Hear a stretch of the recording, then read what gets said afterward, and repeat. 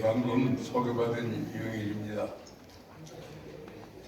우리 존경하는 신철식 이사장님, 그리고 발표자로 참가하신 여러 교수님들, 그리고 바쁜 시간을 내서 참가해 주신 여러 내외 주민들 진짜 고맙습니다.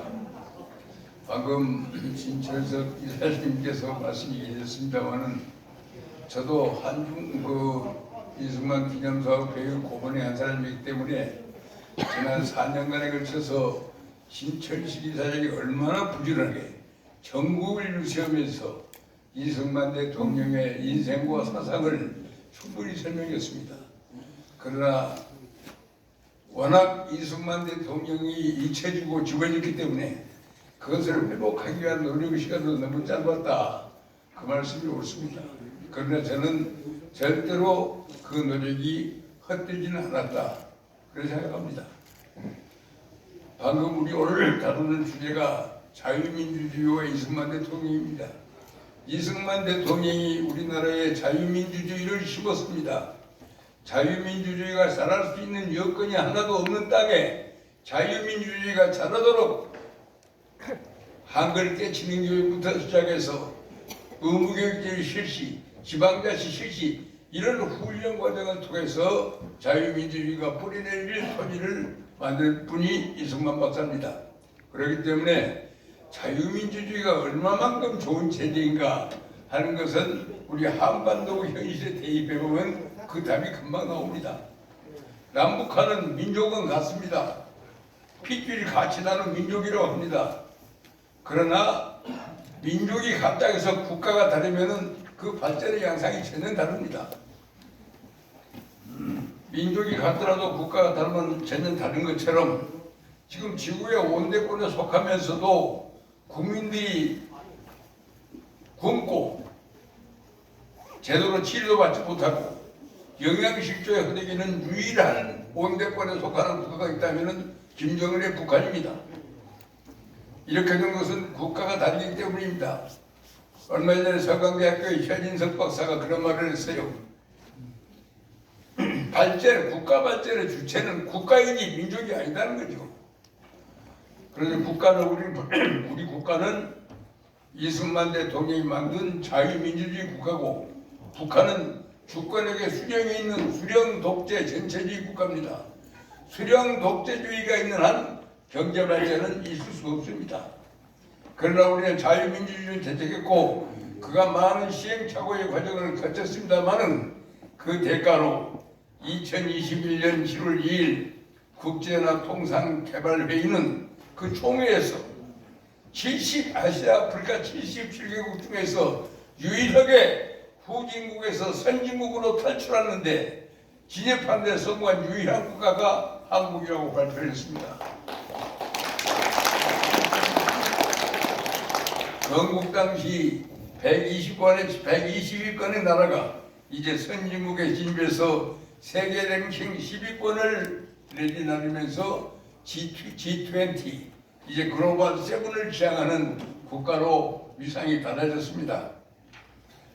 나는 오늘 여러 가지 말씀드릴 자료를 많이 준비했습니다만은 다른 것은 시간 관계상 다 요약하고 두 가지 얘기만 하려합니다. 금년이 한미 방위조약 체결 70주년이 되는 해입니다. 아마 이 한미 방위동맹조약 하면 지난 70년간 유지해왔고 한국의 미군이 계속 주둔하고 있기 때문에 그것이 가지고 있는 얼마만큼 우리 안보를 위한 중요한 보금이었고 자산이었는가가 실감이 되지 아니합니다. 그러나 이 조약이야말로 아마 세계 외교사에 볼 수 없는 지구 가장 약한 국가의 대통령이 가장 강한 국가의 대통령과 생사를 건 줄다리기 휴전을 통해서 결국은 협상에서 얻어낸 성과입니다. 아마 다른 대통령이 있었더라면 절대로 이 조약은 불가능한 겁니다. 이게 불가능한 것을 가능한 것으로 만들었는데 제가 그 안에 자료를 전부 점검해 본 결과 참 이승만 박사가 아니면 가질 수 없는 그 탁월한 전략 논리가 있었습니다. 우리 한반도를 보면은 북쪽에서 보면은 대륙 세력 입장에서 보면 대륙의 꼬리에 붙어있는 조그마한 후미 끄트머리 국가입니다. 그러나 태평양 쪽에서 바라보면 대륙진 주의 서양 세력이 대륙으로 뚫고 살아드는 해양 세력의 대륙진 질투두봅니다. 한반도의 지정학적 위치를 대륙 세력의 후미로 올 것이냐, 해양 세력의 대륙진 주의 겨뤄볼 것이냐, 이것에 따라서 우리의 팔자가 전혀 달라집니다. 이승만 박사는 우리 지정학적인 주소를 대륙 세력의 후미로부터 해양 세력의 대륙진주 표도로 바꾸는 역사를 만들어내셨습니다. 바로 그 상황 속에서만이 자유민주주의가 살아날 수 있습니다. 한미 방위동맹 조약을 가져야만이 자유민주주의가 살아날 수 있습니다. 물론 4.19 이후에 여러 가지 정치 변동이 있었습니다만은 금방 자유민주주의를 회복이 됩니다. 그래서 이승만 박사가 만들어 놓은 대한민국은 민주공화국이라고 하는 국채가 아직까지 한 번도 변하지 않고 지금까지 지속되는 이유는 바로 그런 전략적인 백그라운드의 성분이라고 봅니다. 나는 요즘 우리나라 주변 정세가 갈수록 지금 불투명해지고 혼미하고 있습니다. 우크라이나 전쟁 때문에 미중 갈등의 심화 때문에 우리 외교의 항방을 놓고 날이 갈수록 고민을 더해가고 있습니다. 이런 어려운 시기를 당할수록 불가능을 가능케 했던 이승만 대통령의 지도력에 대한 그리움과 아쉬움이 다시금 솟구칩니다. 지난 3월 26일은 이승만 박사 탄신 148주년이 된 날이었습니다. 이날 우리 4.19 혁명에 앞장섰던 노장 세대들은 아무 성명이나 선언도 발표하지 않고 조용히 그냥 동작동 국립현충관에 이승만 대통령 묘지 앞에 찾아가서 참배하고 묵념을 드리는 것으로 우리의 참여의 행사를 끝냈습니다. 지금 수일이 묘소에는 4.19 당시 주역들 507인의 영령들이 묻혀있기 때문에 노장 세대들은 숫자가 적어서 한 5, 60명 정도가 보였습니다. 모두 80대를 넘었기 때문에 휠체어를 타고 오신 분, 집행위에 의해서 오신 분들도 있었습니다. 제가 카톡으로 이승만 박사 탄생 148주년을 기념해서 우리 한번 이승만 대통령 묘소를 참배하자, 그런 요의가 있는가 하는 걸 카톡으로 한 100여 분에게 보냈더니 50여 분이 참석했다고 봤습니다. 우리나라가 건국 대통령을 이렇게 호되는 나라가 되어서 안 된다는 것에 대해서는 우리가 말하지 않는 가운데 엄청난 공감대가 있었기 때문에 카톡 하나로 던진 메시지에 그렇게 많은 분들이 자발적으로 참석할 수 있었다. 그렇기 때문에 아까 말씀드렸지만 신철식 이사장께서 전국을 누리면서 이승만 박사의 생애, 사상에 대한 증거를 했던 그런 노력이 절도 헛되지 않았구나. 결국 그런 국민적인 공감대를 형성하는데 큰 기여했다. 저는 그렇게 생각합니다.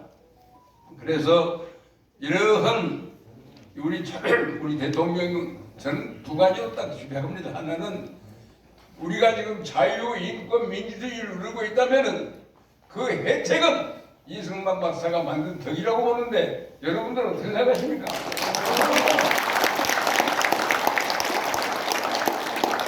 우리가 지난 70년 동안 전쟁 없는 평화 속에서 경제 발전을 했습니다.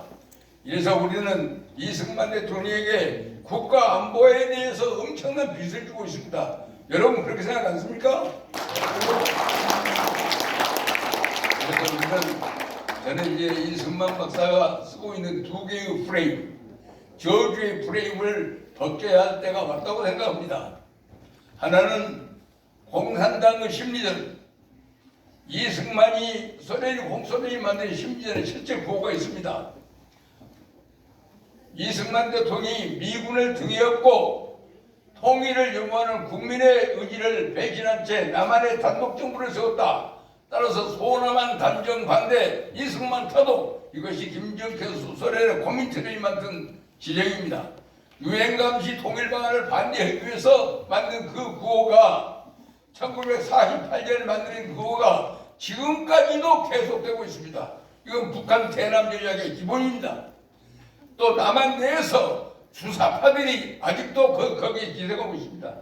이미 시효가 지난 민족 분단의 원흉이라고 하는 프레임, 이것은 이미 사라졌습니다만은 아직도 그것을 읊푸는 일부 세력이 우리 국회 안에도 있고 우리 주변에도 있습니까? 우리 노동자 가운데도 있습니다. 우리 노사정이라고 있습니다만은 노동자도 계몽해야 합니다.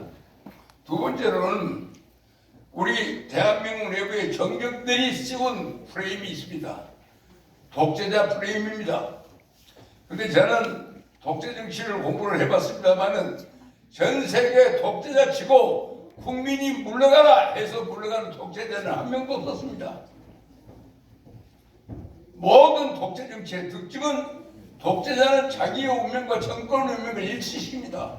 그게 아돌프 히틀러의 비극이었고 무소리니의 비극이었습니다. 어느 독재자도 국민 주권자인 국민이 물러가는 말에 순종하는 독재자는 과거에도 없었고 지금도 없었고 내일도 없을 겁니다. 그러나 이승만 박사는 4.19 직후에 국민들이 하야하라면 나는 하야하겠다 하고 하야함으로 말미암아 부정선거 아닌 자유로운 선거를 통해서 제2공화국이 탄생했고 그때부터 대한민국의 민주공화국의 헌법 질서는 흔들리지 않고 지금까지 몇 가지 내부적인 충격이 있어도 지금까지 유지 발전해 왔습니다.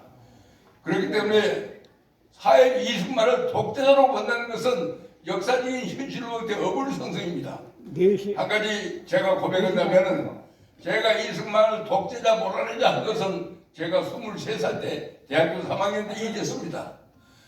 그러나 제가 장석을 해서 공무원으로서도 1급 공무원을 지냈고 국회의원도 3번이나 하고 외무위원으로서 전 세계 동남아 정치, 중남미 정치, 중동 정치, 세계 정치를 다 보고 난 이후에 이승만 박사를 독재자로 본다는 것이 비교 정치의 관점에서는 완전히 어불성설이라고요.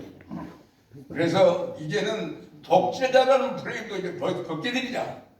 4.19 당시에는 어쩔 수 없다 하지만 이제는 벗겨야 한다. 그래서 민족 분단의 원흉이라는 프레임 벗기고 그 공산주의가 만든 프레임 벗기고 이제 정적들이 만든 프레임도 벗겨서 이승만 대통령이 이 나라의 존속과 발전과 번영을 위해서 해온 공헌만큼 거기에 합당한 사랑과 존경을 받는 대통령을 만들고 바로 그렇게 될 때 이 나라의 국가 발전의 근간이 확립이 되고 그래야만이 우리가 대한민국 주도의 통일을 이룬다고 하는 것을 확신하면서 그러한 뜻이 이런 세미나를 통해서 이루어질 것을 소망하면서 제 축사에 가능합니다. 고맙습니다.